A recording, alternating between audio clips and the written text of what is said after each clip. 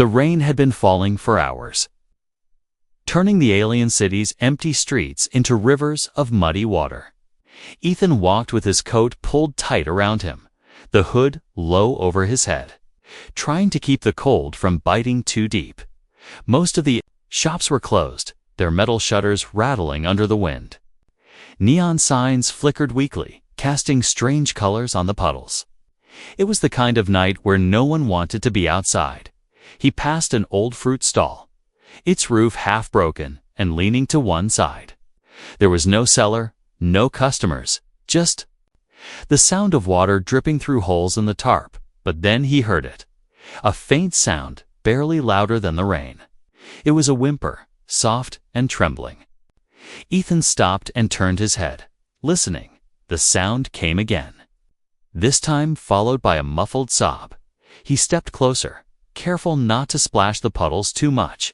Behind the stall, half hidden under a piece of torn cloth, sat an alien woman. She was thin, her skin pale with a faint bluish tint. Her eyes were large and tired, and in her arms she cradled a small baby wrapped in rags. The baby's tiny hands reached toward her neck, its mouth opening in a weak cry. The woman pulled the cloth tighter around them as if to hide. When Ethan's shadow fell over her, she flinched, her eyes widened with fear. And she held her baby closer. "Please, don't take him," she whispered in a trembling voice, her accent thick. Ethan froze, taken aback. "I'm not here to take anything," he said quietly, keeping his voice low and calm. The woman didn't relax, her eyes darting to the street. As if she expected someone to appear, Ethan's gaze moved over them, and his chest tightened. Their clothes were soaked. Their skin shivered from the cold. The woman's lips were cracked, and the baby's cheeks were hollow. He could see the faint shaking in her thin arms. The way she tried to shield the child from the rain, it wasn't hard to understand. They were starving. He reached into his coat and pulled out the small bundle of food he'd been saving for later. A piece of flatbread, some dried meat, and a small packet of nutrient paste. "Here," he said, holding it out. The woman's eyes flicked to the food and then back to him, suspicion still in her face. She shook her head. "No, I can't," she murmured. "You can," Ethan replied softly. Her baby whimpered again, a thin, tired sound. The woman's lips pressed together, her hands trembling. Finally, she reached out and took the bundle. She unwrapped the bread first, tearing off a small piece and placing it gently in her baby's mouth. The child sucked weakly, then more eagerly. Tears welled in the woman's eyes, sliding down her cheeks. She whispered something in her language, words Ethan didn't understand. But the tone was enough. It was gratitude and sorrow and relief all at once. Ethan crouched down to her level. "How long?" he asked quietly. She looked at him, confused. "How long since you last ate?" He clarified. She shook her head slowly, as if the number of days didn't matter anymore. "Too many," she whispered. Ethan's stomach tightened. The rain drummed on the broken roof above them, and somewhere in the distance, a siren wailed. The woman shifted uncomfortably, glancing toward the dark end of the street. "Why are you out here?" Ethan asked. She hesitated, then said in a low voice, "No place for me. No one will help. They say I am bad luck." Her eyes dropped to her baby. "My mate. Gone. War took him." Ethan felt a cold anger stir inside him. He knew how this city treated its unwanted knee. But to see it like this, a mother and child left to die in the rain, it was different. "You can't stay here," he said firmly. Her head snapped up, fear flashing in her eyes. "No, please. If I go, they see me. They take him," she said quickly, holding her baby tighter. Ethan frowned. "Who?" "Enforcers," she whispered. "They take little ones too. Work camps." Her voice cracked on the last words. Ethan knew she was telling the truth. He'd heard the stories what happened to orphans on this planet. He looked at her and made a quick decision. "You're coming with me," he said. Her eyes widened in alarm, but before she could speak, a noise from the far end of the street cut. Through the rain, boots, several of them splashing through puddles, moving closer. The woman's breath quickened, her body stiff with panic. "They're coming," she whispered. Ethan's mind raced. They had seconds to move, or they'd both be caught. He reached out his hand, his voice urgent. "Trust me." For a long heartbeat, she didn't move. Then she took his hand, and together they slipped into the shadows, the sound of the boots growing louder behind them. The rain had slowed to a light drizzle, but the cold still cut through the air as Ethan led the alien widow through a narrow side street. Their footsteps quick and quiet. Her hand clutched his tightly, her other arm holding the baby close to her chest. Every few steps she glanced back, her eyes wide, afraid the sound of boots would return. They turned a corner and ducked into the shadow of a crumbling wall. Ethan pressed a finger to his lips, listening. No pursuit. Only the steady dripping of water from broken gutters. He let out a slow breath. She leaned against the wall, breathing hard, her shoulders shaking from more than just exhaustion. Her clothes clung to her thin frame, and the baby's tiny breaths came in short, tired bursts. Ethan reached into his bag and pulled out another small packet of food. It wasn't much, but enough to keep them moving. She looked at it, then at him, her voice low and hesitant. "Why? Why help me, human?" He didn't answer immediately. He didn't have a reason that made sense. Maybe it was the way she had shielded her child when she thought he was a threat. Maybe it was the quiet strength in her eyes, despite the hunger. He simply said, "Because no one else will." Her lips trembled and she lowered her gaze. She opened the packet, breaking the bread into small pieces, feeding the child first, then herself. It wasn't much, but she ate as if every bite was precious. Ethan watched, his jaw tight. The street they were in was empty, but not safe. There were eyes everywhere in this city. Some sold what they saw for money, others for favor, if anyone reported a human smuggling a local widow through the lower district. Both of them would be in chains before nightfall. A sound broke the moment, a loud metal clank from deeper in the alley. She froze, gripping the child. Ethan turned toward the noise, his hand near the knife on his belt. Two figures stepped out from behind a dumpster. Not enforcers, but worse in their own way. Scavengers. They looked human at first glance, but the faint scales on their cheeks marked them as hybrids. One of them smiled in a way that wasn't friendly. "What have we here?" the taller one said, his voice carrying over the wet stone. "A little family. Lost in the wrong part of town." His eyes flicked to the baby, then to Ethan. "And you, outsider, walking with someone worth more than you'd make in a year." The widow's breathing quickened. She whispered something under her breath in her language. Ethan stepped forward, blocking their path to her. "We're leaving," he said flatly. The shorter hybrid laughed. "Not before we collect our finder's fee." He moved a step closer. Ethan's patience snapped. He didn't waste time on warnings. His hand moved fast, pulling his knife free. The taller hybrid stopped smiling. The air between them thickened. For a moment, no one moved. Then the taller one's eyes shifted. Not with fear, but calculation. He raised his hands slowly. "We don't want trouble. But if you're caught out here, there will be trouble for both of you." They backed away, melting into the mist. The widow's knees nearly gave out when they were gone. Ethan caught her arm, steadying her. "We keep moving," he said.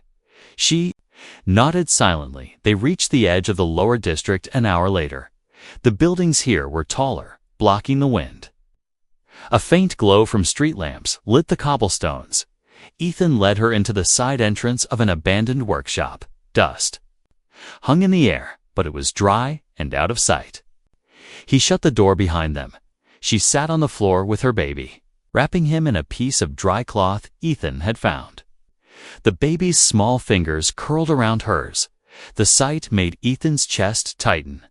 She looked up at him, eyes shining in the dim light. "You save us again," she whispered, her voice thick with emotion. He didn't reply, just sat opposite her, his back to the cold wall outside. Somewhere in the night, boots marched again.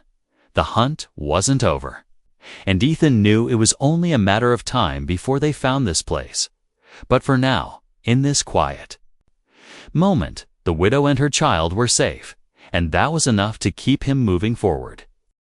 The workshop smelled of old oil and rust, the faint light from a cracked window cutting across the dusty floor. Ethan had barely slept. Every creak of the walls and distant sound outside kept him alert.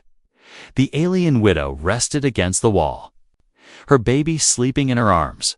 But even in sleep, her face was tense, her hands never loosening their hold.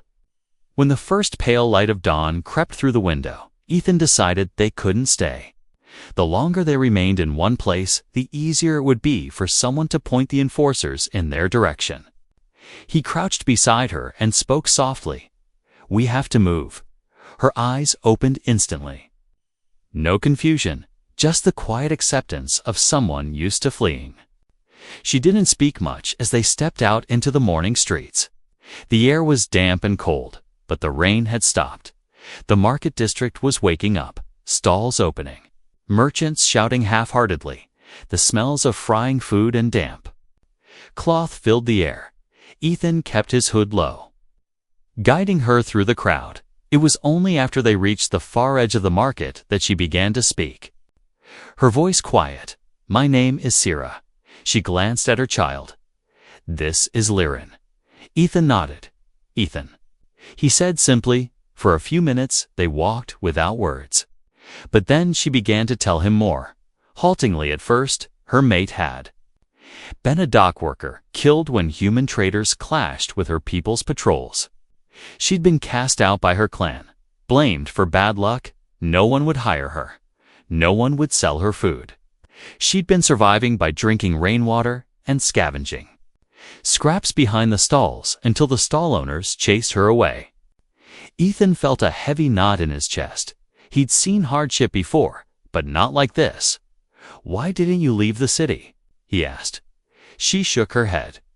"Every gate watched, every road watched. If they see me, they take Liren, they say. Orphan work is better than death." Her voice cracked, and she held the baby closer. Ethan was about to respond when a harsh voice rang out behind them. "You there? Stop." His body went tense instantly. He turned just enough to see two uniformed enforcers pushing through the crowd, their armor glinting in the weak light, their eyes fixed on Sira. She gripped his sleeve, panic flashing in her eyes. "They know," she whispered. Ethan's mind worked fast. Running would draw attention. Fighting in the middle of the street was suicide. He spotted a narrow gap between two buildings and pulled her toward it. The crowd muttered in irritation as they shoved past. The gap led to a cramped back alley that smelled of stale water and rust. Ethan quickened his pace, Sira following with the baby tucked under her coat. Behind them, the clatter of armored boots grew louder. They were being followed halfway down the alley. Ethan spotted a side door, half hidden behind a pile of crates. He tried the handle locked. Without hesitation, he kicked hard near the rack. Latch. The wood splintered and the door swung open. They slipped inside, shutting it quickly. It was dark. The air musty. Shelves lined the walls with boxes covered in dust. The place was empty. They stood still, breathing hard, listening. The sound of boots passed outside, slowing, then fading. Sira leaned against the wall, trembling. "You risk much for us," she said quietly. Ethan looked at her in the dim light. "I'm not leaving you to them," he said, simply. But inside, he knew this was only the beginning. The enforcers had seen their faces now. There would be no easy escape from the city. Somewhere beyond these walls, the hunt was tightening. And Ethan understood one thing clearly. To keep Sira and Liren safe, he'd have to do more than just Run! He'd have to outsmart and outfight everyone who came after them. The air inside the storage room was heavy, every breath carrying the taste of dust and old wood. Ethan stayed near the door, listening. The distant hum of the city barely reached this hidden corner. For a few minutes, there was silence. But then, a faint metallic scrape echoed outside. It wasn't the sound of footsteps. It was the slow drag of a weapon's edge against a wall.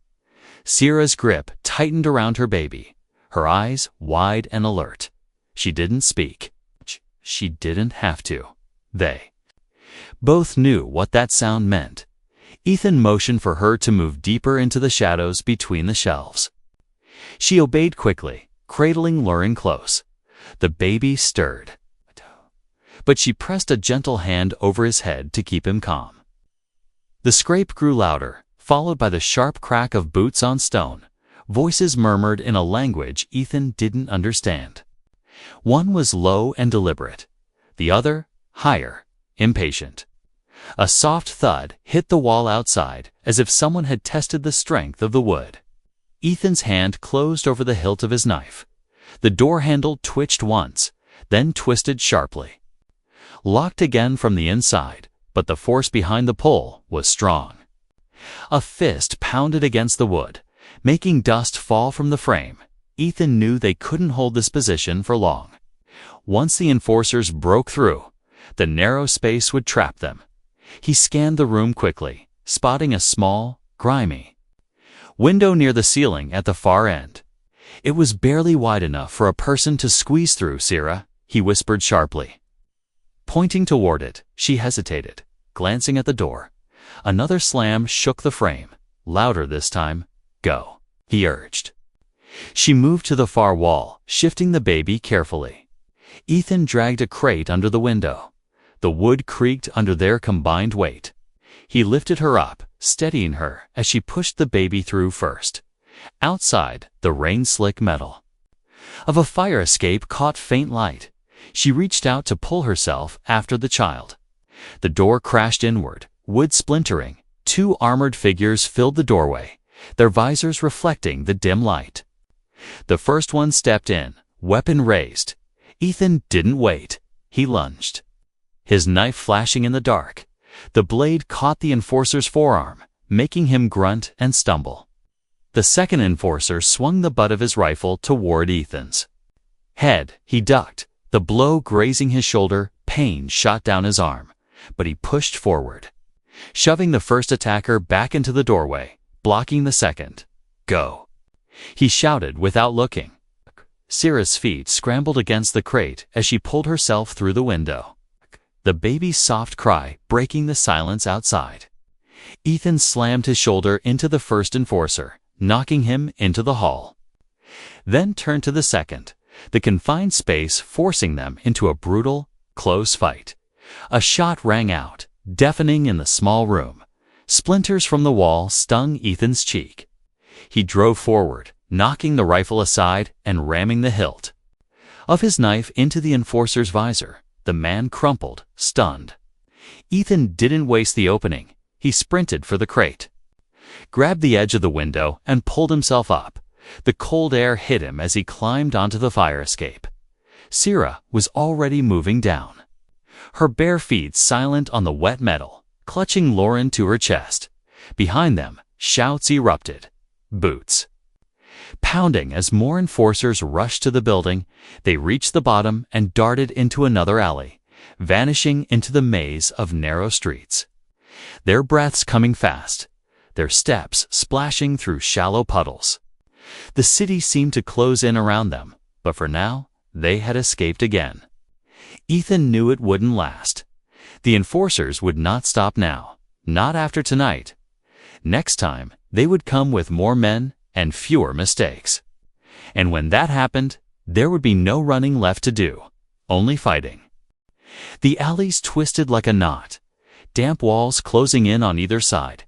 Ethan kept moving, scanning every shadow. Sierra followed close, her bare feet quiet on the wet stone. The baby's head rested against her shoulder, eyes half closed, too tired To cry, the night's fight had left them both shaken, but there was no time to stop. They reached an old drainage tunnel hidden behind a rusted grate. Ethan pried it open just enough for them to slip inside. The smell of stagnant water filled the air. The tunnel was narrow, forcing them to walk in single file. Syrah's breathing echoed softly in the dark. She spoke in a low voice. "They will. Come again, more than before. I know." Ethan replied, his tone flat. He was already thinking ahead. They couldn't just hide. They needed a way out of the city.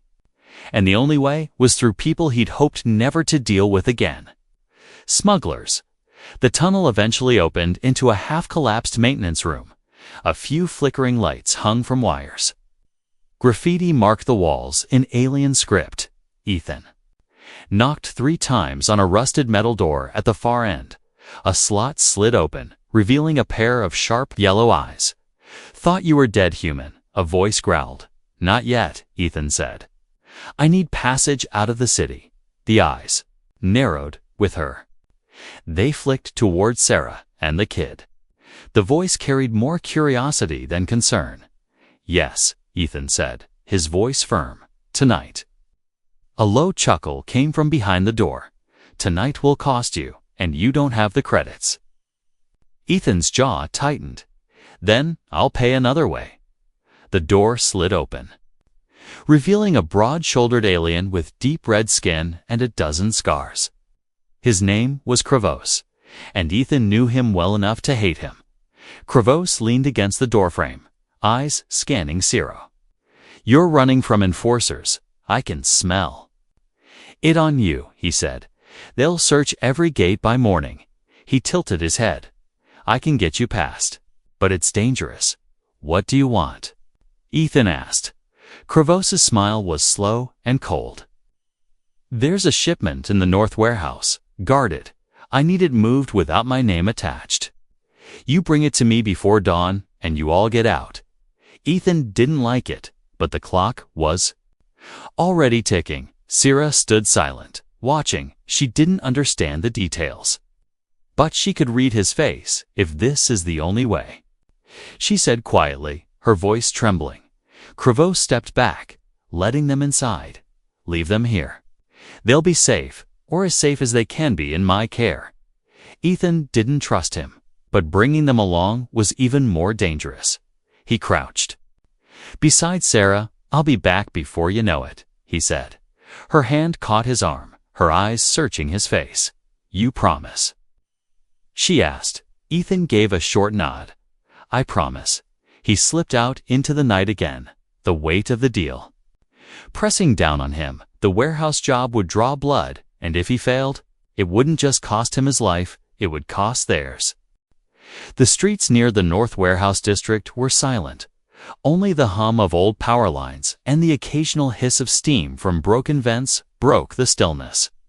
Ethan kept to the shadows, his hood low, moving with the quiet precision of someone who'd done this kind of work before.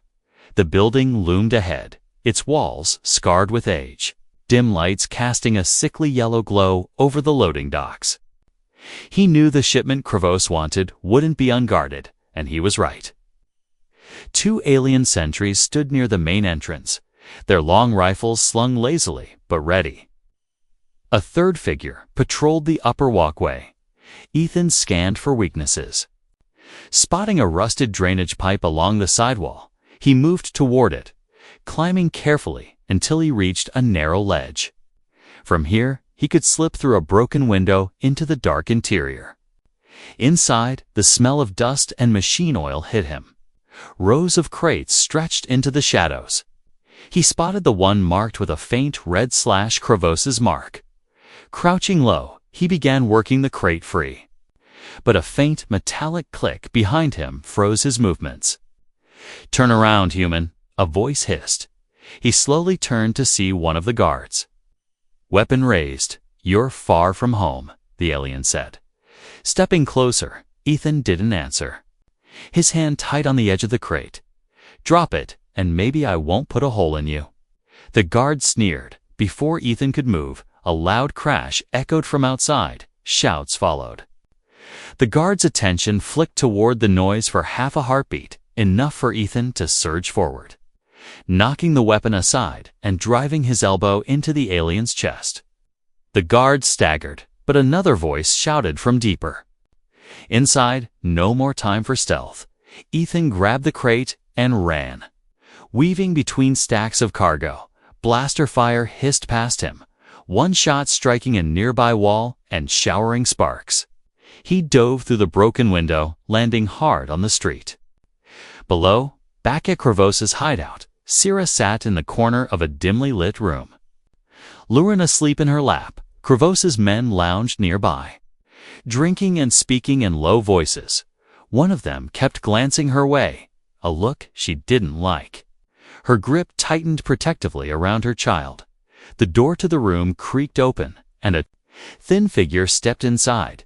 Sira's breath caught, not Ethan, but an enforcer, his eyes sweeping the room before settling on her. Kravos's men shifted uneasily, but said nothing. She matches the description. The enforcer said flatly. Sira's heart pounded. She clutched, luring close. The enforcer stepped forward, and she backed against the wall. "The child comes with me," he said, his tone leaving no room for argument. One of Kravos's men laughed nervously. "You'd better take that up with the boss." But the enforcer ignored him. Just then, heavy footsteps echoed in the hall. The sound of the outer door opening, Sira's eyes darted toward it, praying it was Ethan, because, if it wasn't, she knew she and Lurin would be gone before the night ended. Ethan burst through the doorway, breathing hard, the heavy crate still in his arms. The sight that met him made the blood in his veins run hot. Sira backed against the wall. Lurin clutched to her chest, an enforcer standing only a step away. From them, the enforcer turned at the sound, his eyes narrowing. "You're the human," he said flatly, one hand reaching toward his sidearm. Ethan didn't wait for him to finish. The crate hit the floor with a thud as Ethan closed the distance, in 3 strides. His shoulders slammed into the enforcer, sending him crashing into the wall. Kravos's men moved, but not to help Ethan. They hung back, watching with sharp interest. Weighing whether this was worth getting involved in, Kravos himself appeared. In the doorway, a heartbeat later, his eyes narrowing at the scene. "You bring trouble fast, human," he said slowly. Ethan didn't take his eyes off the enforcer as he pinned him with one arm and yanked the blaster from his holster. "We had a deal," Ethan growled, "passage out of the city for them." Kravos's gaze shifted to the crate lying on the floor. "And I see you kept your end." Mostly, the enforcer struggled, spitting a curse in his own tongue. "You can't hide them. Every patrol is looking." Ethan's grip tightened. "Then they won't find them," he said coldly. The tension in the room thickened until Kravos raised one hand. Enough. His voice was quiet, but carried weight. "Take them to the docks." Now, the enforcer's eyes went wide. "You'd betray your own city for this." Kravos only smiled faintly. "I betray everyone for the right price." He gestured to his men. 2 of them stepped forward, seizing the enforcer and dragging him out. Ethan turned to Sarah, her eyes glistening, her voice barely above a whisper. "I thought you wouldn't come." He shook his head. "I said I'd be back." And in his voice there was no hesitation. The docks were dark, the smell of salt and oil heavy in the air. A small cargo vessel waited with its engines humming low. Kravos's men moved quickly, loading the crate and motioning them aboard. Sira stepped up the ramp, Lauren's tiny hand clutching her collar. Ethan followed, but just before he entered, he looked back, a silent promise to himself that no one would take them from him again as the ship lifted away from the city lights. Sira sat beside him, the baby between them, her head resting lightly on his shoulder. The hum of the engines was the only sound. She whispered something in her language, a soft string of words Ethan couldn't understand, but the tone was enough. Gratitude, relief, and something deeper. For the first time since that night in the rain, they weren't running, and in the quiet darkness of space, Ethan allowed himself to believe maybe they never would again.